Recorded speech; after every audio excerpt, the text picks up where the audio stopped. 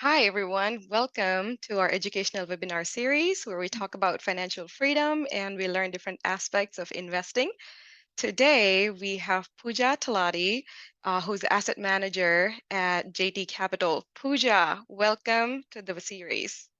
Thank you. I'm happy to be here. It's such an honor. We work together all the time and I Yes. get to interview you. So thank you for joining us. Please tell us a little bit about your journey into real estate space. Yeah, so I took an interesting career path to get here. I started off in management consulting at Deloitte.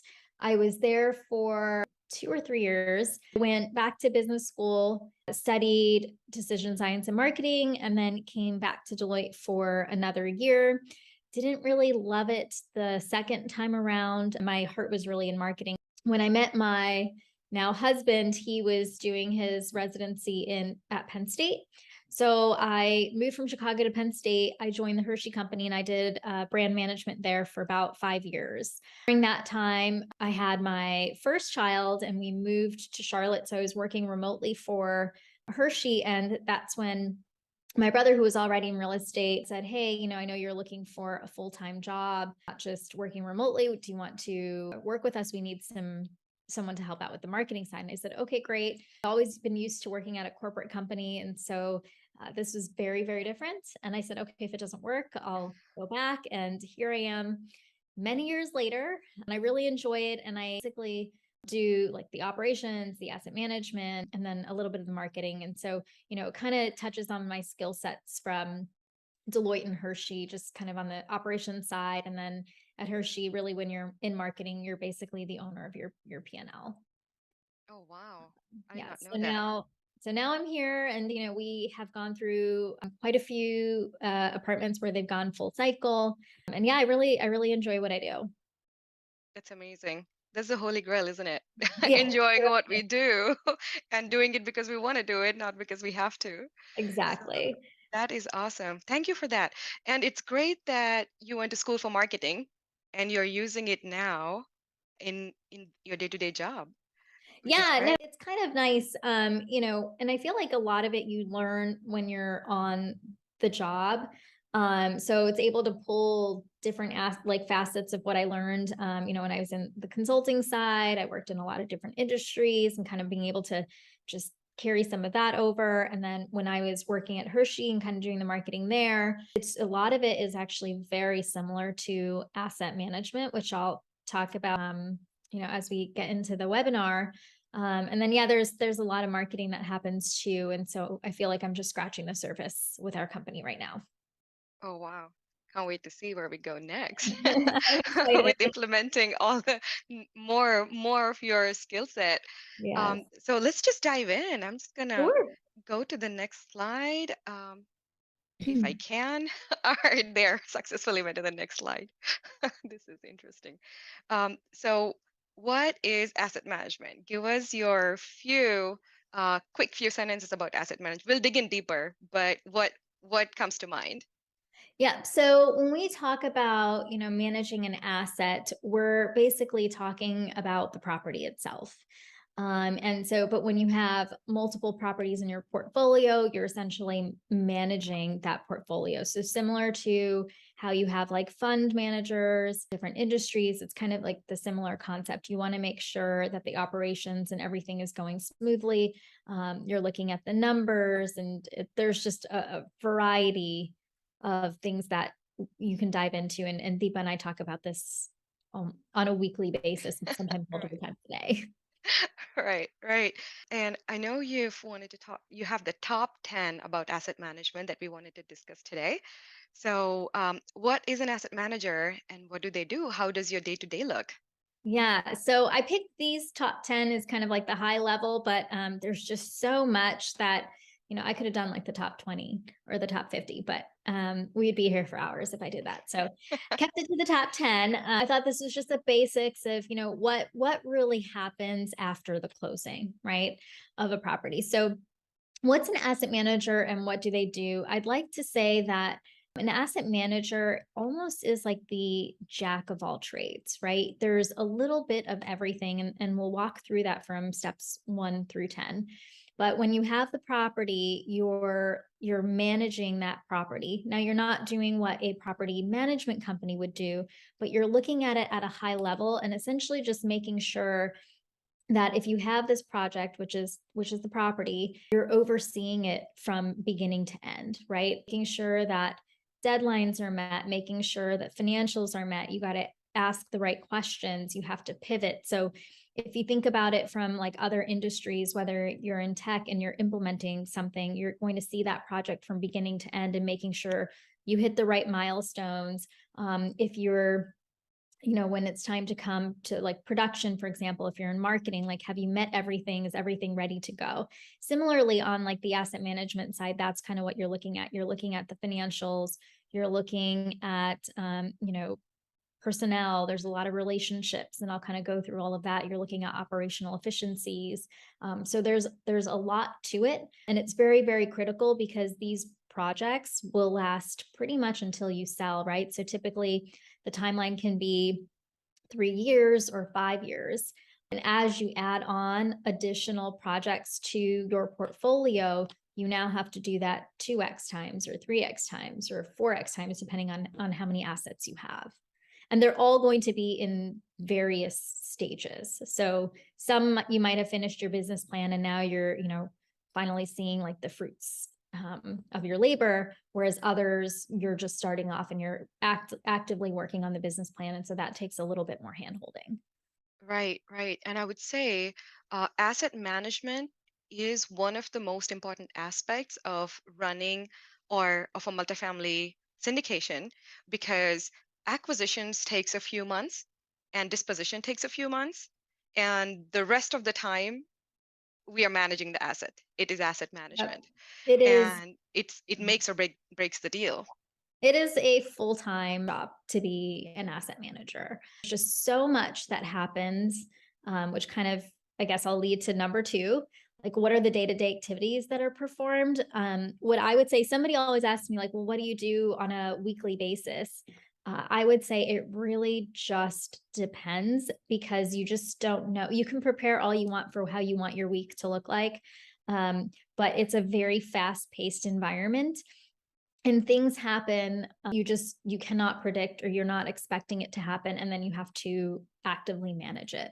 So on a weekly basis, I would say there are some standard things, right? So for example, we meet with our property management company for all of the assets on a weekly basis. We have standard meetings set, but in between you're obviously communicating with things that happen at the property.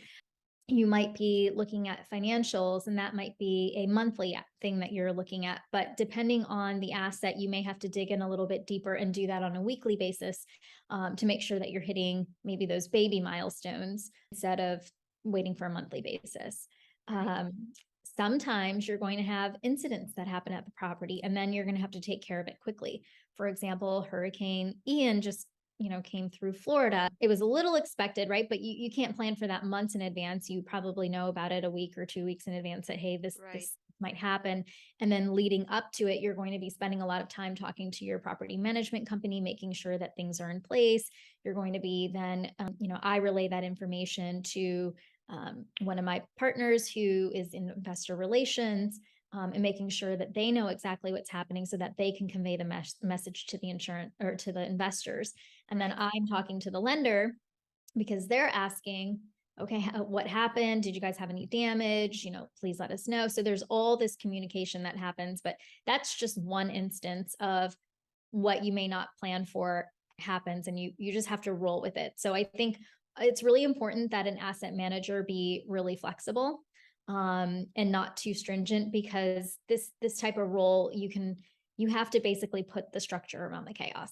Right, right. And as an asset manager, you have multiple properties under your belt.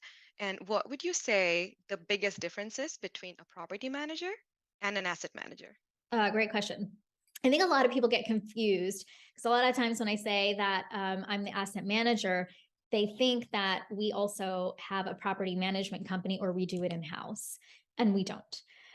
So the property management company is a third, for at least for us. It's a third party company, and that's they're either owners and they also operate they own and operate, but then they also manage other people's assets.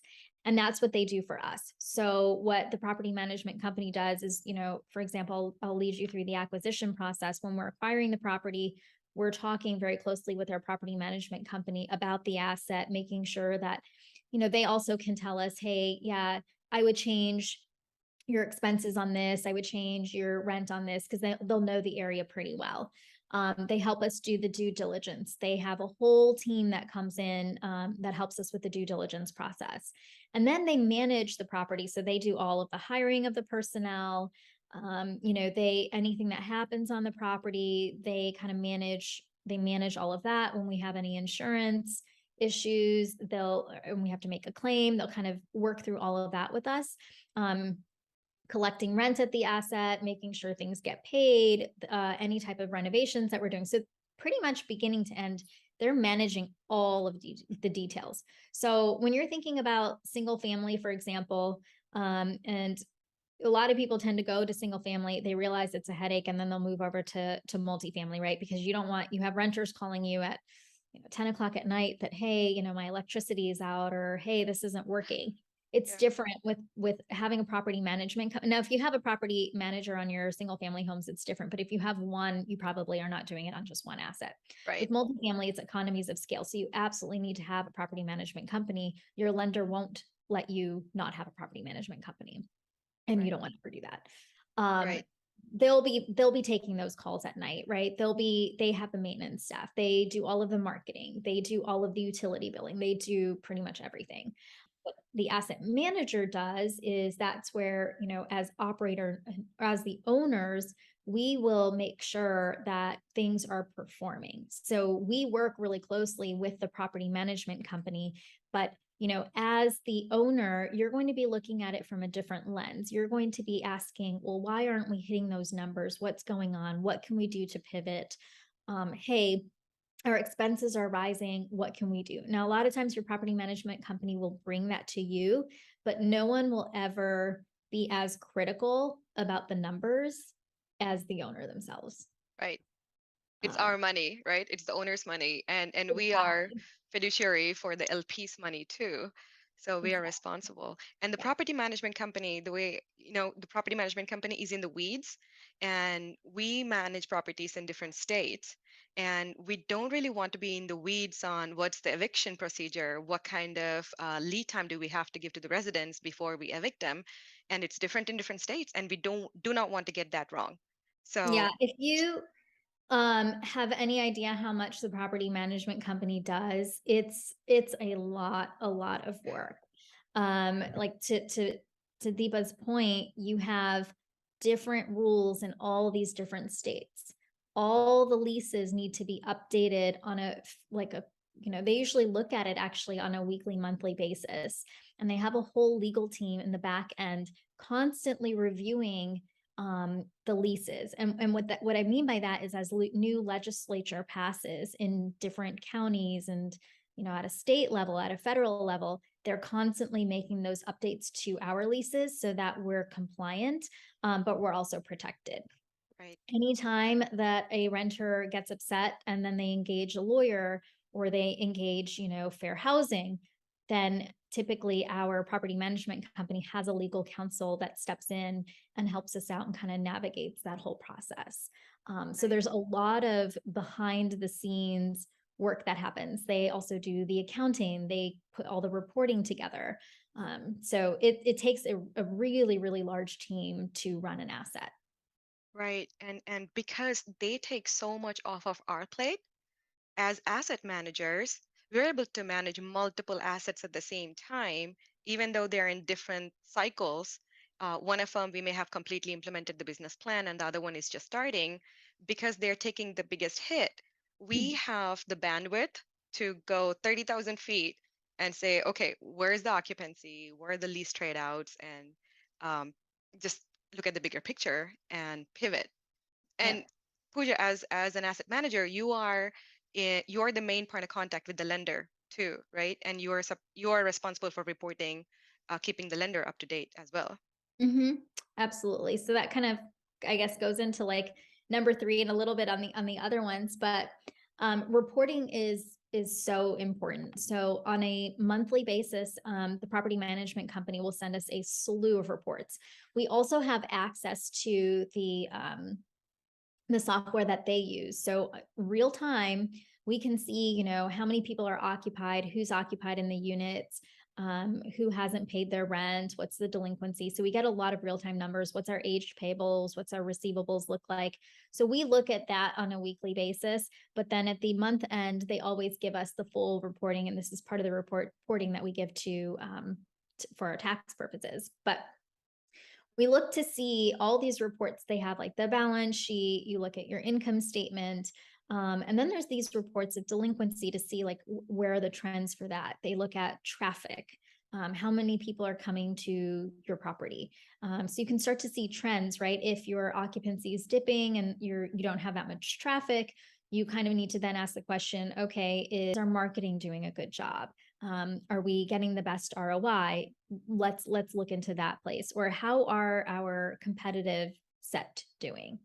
So you have to look at you start to then have to ask the questions and kind of peel back the layers to really understand what's the problem. Each property is going to be different. You might even have a lot of traffic, but then you want to say, okay, why aren't we closing? Why aren't we capturing those leases? Is it an on-site issue where maybe they don't have the right direction or the right tools to close?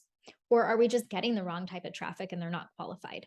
Right. So there's so many questions, and you gotta just kind of look at all of them and then figure out what's the answer. And that's just one subset of what I just told you for just one problem, right? There's each property will have something very different. And what you'll notice is you can't really copy paste what you do at one property and just do the exact same thing and repeat, because these are, humans are living at our property. Everything is just very different. There are a lot of things that you can take over, but then it just has to run its course. Right. And I say that because, we just closed on a property in December. And then I think 3 days later, we had a resident drive their car into the building. Um, and Oh my so, goodness. it was 3 days after closing, not what we expected. I've never had that happen before, but okay, this happened. Now what do we do? How do we fix it? And that's where the property management company immediately came in, and they called emergency services, and they got like temporary fixes immediately. That's what they do. Right, right.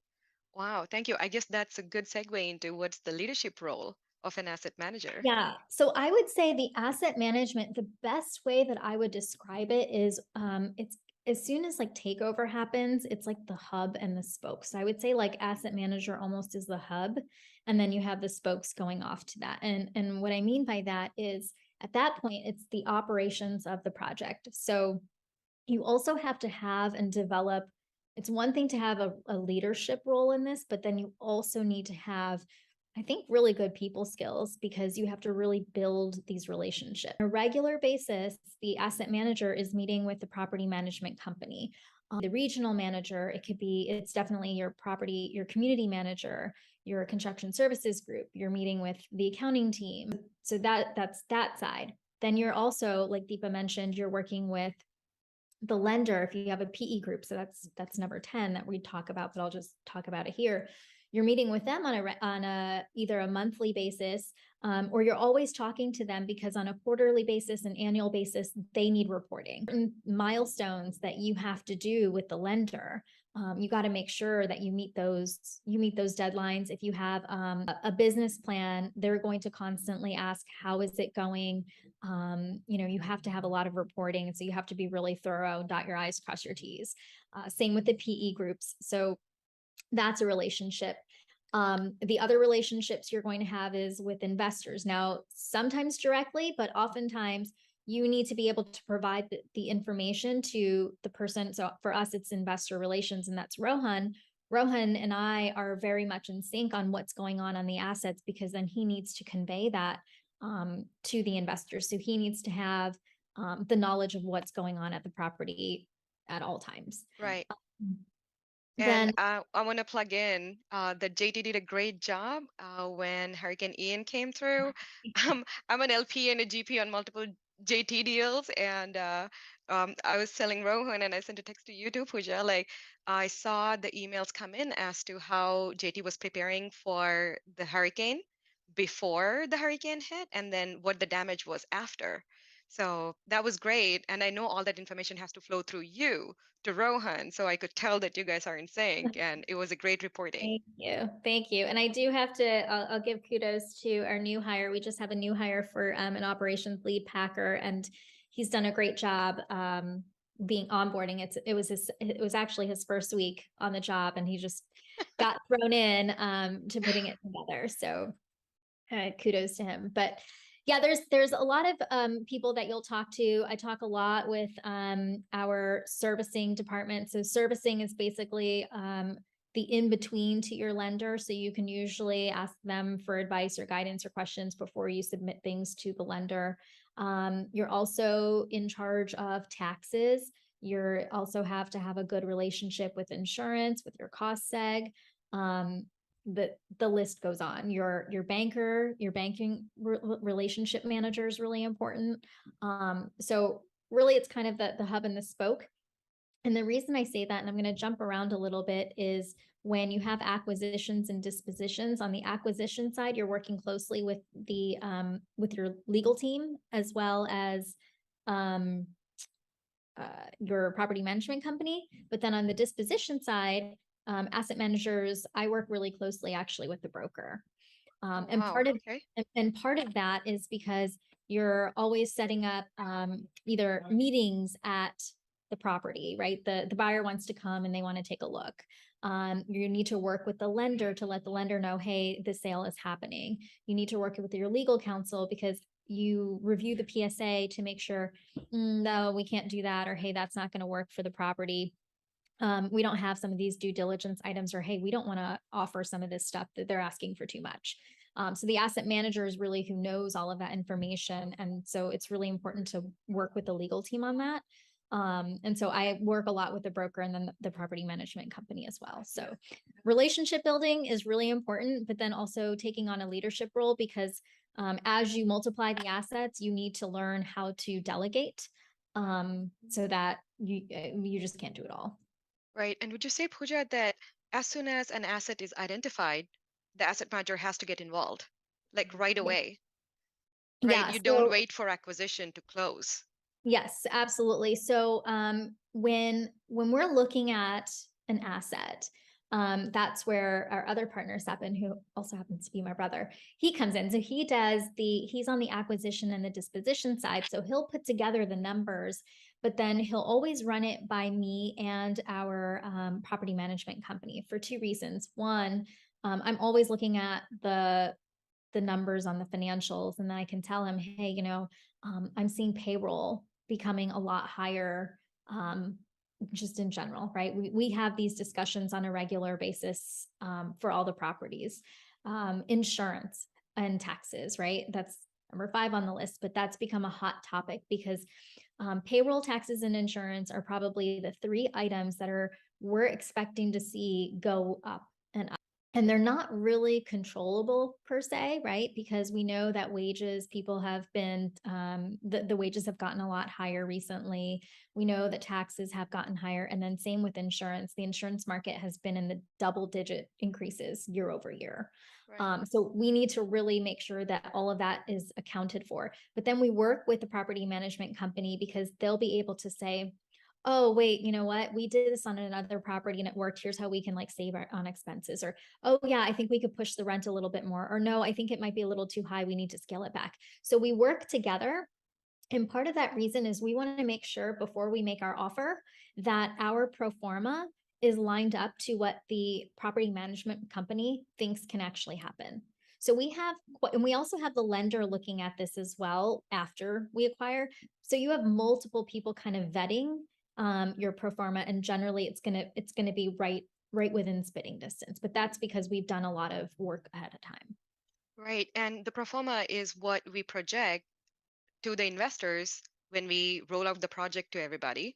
And that is the scale, right, Pooja? We are always measuring how the property is doing against the pro forma. Yep.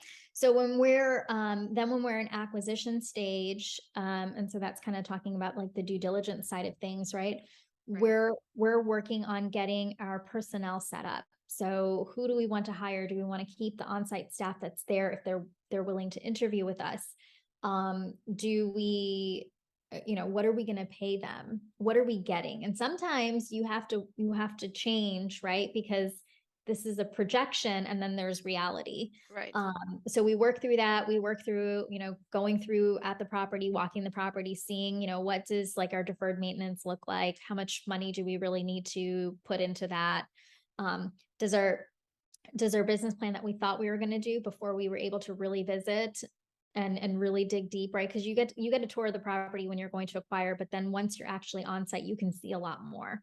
So we do all of that, and then we start planning for the budget. And the budget is really then when we're after acquisition, that's what we um, try to see like, okay, how is our performance compared to our budget, which is what we look to. Perfect. Okay, thank you. And I guess we could talk about due diligence during acquisitions. Yeah, so that's kind of what I just mentioned, but one thing that like I'll mention, we already touched on taxes, and insurance is like market insights and operational efficiencies. I think will kind of go hand in hand.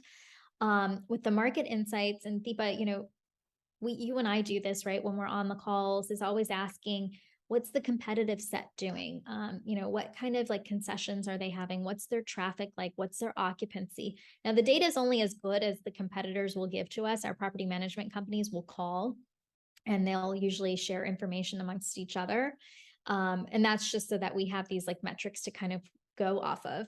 But then part of the market insights is then you kind of grow outside of that. Like, how is the area doing? Are people moving to that area? How quickly are they moving there? Where are they coming from? So Deep and I were on a call a couple days ago, and we found out that people are um, still moving. A lot of people are still moving from the Northeast to the South, because and for them, in the Northeast, rent is so much more expensive that they're willing to pay what Florida, even though Florida's rent has increased, 20-30%, they're fine with it because it's still cheaper for them. So we're still seeing that. So we always are asking for market insights. The nice thing about our property management company is they're so big, they're nationwide. They have 75,000 units. So they can really gather a lot of market data and share that with us, Right. which kind of leads to operational efficiencies, right? Expenses are rising and I don't see that stopping anytime soon. So we're always looking to see like, how can we increase our revenue? What else can we do? And then how can we minimize our expenses? And part of that is with this property management company that we have, we're able to get this economies of scale because they're so large. They're able to, from their procurement team, get really good rates and contracts with these really big vendors like Lowe's, for example. So that really helps us. But it also helps us because they also have other properties in that area. If another property needs help, we can maybe share some of our personnel there and vice versa. So it obviously helps create efficiencies. We were able to, one of our sister properties that we own had a pool contract, for example, and then we were using somebody else, but we knew that the other one was cheaper. We just went to them. So we try to find operational efficiencies wherever possible. That's part of asset management. And you don't just settle for wanting to meet your budget. You want to overperform on your budget. Right. Right. Right. Would you like to move on to dispositions? You already touched on it a Yeah, I little kind bit. of talked about the acquisition side. And then with the disposition side, it actually kicks in right when we're starting the disposition. So typically, Sepin, who does the dispositions, he's going to work on, setting everything up, working with the broker on pricing and getting it out to market. But then once that happens and, we've selected a buyer, then a lot of it comes down to the asset manager talking with the property management company, the broker, and the legal team. Because I would like to say it's a coordinated dance, right? You have the buyer needing to come onto the property for certain things. You need to continuously report things. And then there's all these deadlines that you have to meet. So, for example, due diligence items need to be met by maybe 5 days after closing or signing your contract. Then there's a period of time that goes by. Then you need to make sure that the contracts, we give notice to our vendors, and typically it's like a 30-day notice, so that we're not charged for a late Right. for example, or Right. a late cancellation, things like that. So you have to make sure that all these things happen. And the reason I say it's a coordinated dance is I've never had a project close like as smoothly as you'd like it to happen because there's always something that happens. And that's usually with the asset manager. So you need to really know when the buyer is going to close. And why is that so important? Because there's a lot of things that need to happen. So 2 weeks prior to close, you start to shut down your systems and you transfer from technology to paper. Right. And that just makes for an easier transition. You don't want to do it too early in advance. You don't want to do it too late. You also have to think about rent. Rent always posts on the first for people to pay. So you don't really want to close between the first and the fifth. It's the worst time to close when rent is collecting because when you shut down, people don't know where to pay, right? Right. They know that you can pay in the office or they could pay by check, but that just creates so much chaos. Right. So you have to really time these things appropriately. The best is to close either towards the middle or the end of the month, in my opinion. Rent has pretty much all been collected in the first 5 days, and you don't have to worry about that. You don't have to worry about sending notices to residents on where to pay and do all of the collections. And then you want to make sure, obviously, some personnel that didn't get a job and they're going to go somewhere else and they've already found a job. If you don't close on time, you're now out of position because they've already given their 2 weeks notice and they've said that they're going to Right. start with somebody else. Right. So there's a lot of uh, precision that needs to happen during that Right. time. You need to be Right. really communicative. You need to really follow up with people and make sure that these dates are truly on track. Um, Right. I'm on sure that most of side. us have experience with buying a home, a single family residence for ourselves, you know, and just with that experience, it never goes as planned. There's something that needs to happen or a document is missing. And I can imagine on these big deals when there's so many more people involved, I can only imagine how Yeah. much I mean, coordination needs to happen. knock on wood, it always works out, but there's always a surprise. And I know people who have been in different roles in real estate for decades, and they'll always say like no deal is ever the same. And I truly get that because no matter how much you prepare, there's always something that's going to give you a challenge, and you just have to figure out how to work around it. Right. So yeah, you just have to be nimble and flexible and just being okay that the plan you thought was going to happen is probably not going to happen, but then you have to be ready to fix it. Right. At least we have a plan. And you're the master of putting out fires as an asset manager. As long as we know how to put out fires, we are okay. But that's, Um, I think, the thing is you realize like you're not alone. You have a whole team and an experienced team. right, So like, when Hurricane Ian was happening, we immediately got an email from the property management company to say, here are the 6, 7 things that we've already done and we've set it up and we're watching it. And they've gone through this so many times. So they were prepared, they were ready. I've gone through this before as well. So with experience, I think it really just helps with right, knowing what to do, right, who right, to go to for help. right. And Ian also was an interesting one because the storm took a different path. Yeah, The projected path was different, and the path it took was different, and different parts got hit. And yeah, as we know, some of our assets got hit. Nothing major, but we were not expecting them to get hit at all, and they did exactly. get hit. So. Exactly. Yeah. So, just moving on to the last one, lender and PE group. So, what kind of reporting are they looking for, and how does your interactions with them, a normal one, look like? Yeah, so typically the lender just requires quarterly reporting. Each lender is different, so they'll tell you exactly what they need, and then they need something on an annual basis.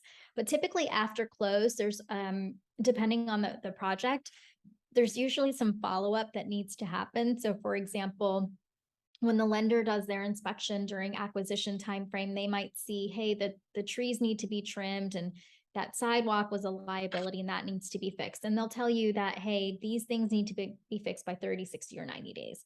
So those are your first priorities that get done.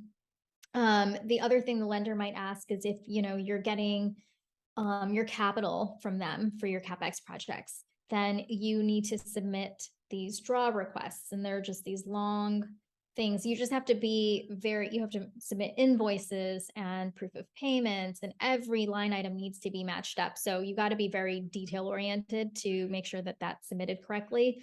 Then there's an inspection. So there's a lot of coordination that happens and goes back and forth between you, the lender, and the property management company. Um, with the PE groups, it really just depends from group to group. I have groups that they just want reporting on the monthly, quarterly, annual basis, and then there's just a lot of emails back and forth with questions they may have. But then I have one that wants to do a monthly call, and that's how they want to be a little bit more hands on, and then they get their reporting as well. So you really just have to cater to what they want. And so you just need to be prepared. Just you need to have your information, and you also need to make sure that you understand the numbers that you're sending them. Got it. And are they usually just looking for the financials, or are they in the weeds, looking at occupancy and other numbers? Typically, they'll ask for the rent roll and the T12. Those are like the two like really main common reports. But then, they also ask, because we're signing on the loan, they also ask for personal financial statements on an annual basis. They typically sometimes they'll ask for, hey, are you abiding, if it's like an agency loan during COVID, especially, like, are you abiding by all of the COVID regulations with eviction processes, right? And those vary from state to state. So sometimes they'll ask you to just answer those types of questions. And then they'll always do annual inspections. And then with that, typically they'll tell you if there's anything that they see that they would like to get fixed. So it just most of it's like pretty common from most lenders and PE groups. But I think the biggest thing is, it's not like when you're buying your own house, you get a loan from the bank and they don't care what you do in your house. Here they do. Right. All right. Yeah. No, that's great. Thank you for that. I have a quick question of my own, for the Sure. benefit of the audience. And you said there are regular meetings with the property management company. Could you please give us a rundown of the kind of things that you would discuss on those calls? Yeah, great question. So typically on those calls, it's always the regional manager and the community manager. And typically on that call, what we'll do is we'll go through like our occupancy. So what's our occupancy looking like today? 30 days out, 60 days out, and sometimes 90 days out.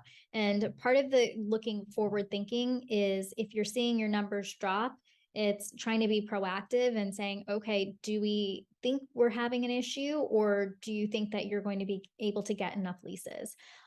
We also talk about the leasing activity. So, how much traffic did we have? How many people moved in, moved out? Did anybody skip? And a skip basically means somebody just decided to leave the apartment, didn't tell you, or they just dropped their keys off.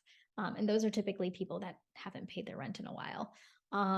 So we'll talk about that, and then we'll talk about you know when we've rented a unit, how much of a rent bump did we receive? So let's say the rent used to be $1,000, and then now the new rent for somebody else that's leasing is $1,300. So you have a $300 rent bump. That's fantastic. Um, we'll talk about renewals, because we want to make sure that people are happy and that they renew and they stay, again, depending on your business plan. Then we'll get into delinquency. So that's our aged receivables, see how much people have paid, who hasn't paid yet.